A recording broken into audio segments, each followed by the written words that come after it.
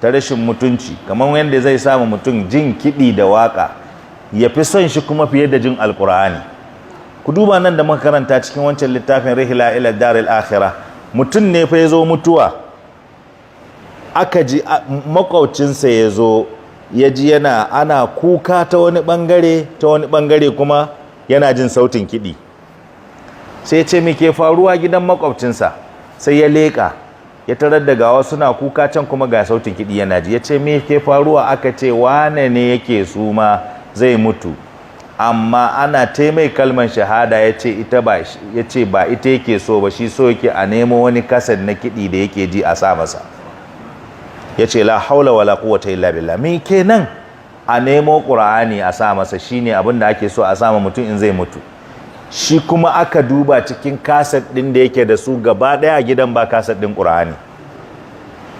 Makwaucin nashi ya sauko, gidan sama ne, ya zo gidan shi ya ɗauki kaset ɗin ƙur'ani ya bada, ya ce a sa mai wannan, shi ya kamata ya ji lokacin da yake cikin halin mutuwa, yana fin naza'at, yana cikin fisgan rai. Amma da aka sa mai kaset ɗin ƙur'anin nan ya ji, kawai sai ya tashi ya ce wane ne ya cire mashi kaset ɗin shi da aka sa masa na abin nan. Aka ce an ci a cire a sa mai ƙur'ani, ya ce baya son wannan, wai ji yake yanzu yana jin wannan kamar ana mai gobara, don haka a cire wannan a sa mai nashin nan shi yake so.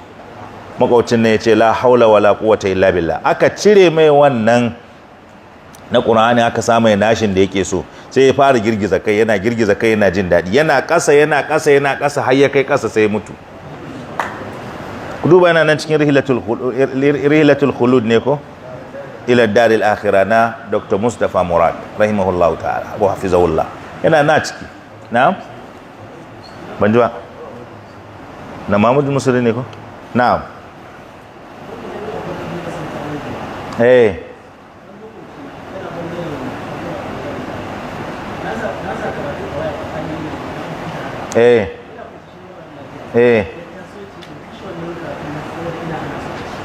to kaji ko?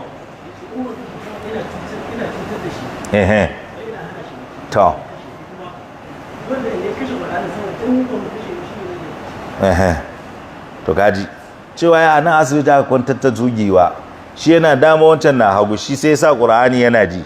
Makwabcin fa yana kwance, shi ana shi kan gadon, ya taso da kanshi ya ce masa wai da Allah ya kashe mashi kasar ɗin ƙur'anin nan dan yana cutar da shi, saboda shi in yana jin wannan ƙur'anin ba zai yi bacci ba. To da kidi aka sa sai ce ka kyauta, in ba ya sa ba ma kafin ku fita kun yi canjin namba saboda ka tura mai. Haka mutane suke.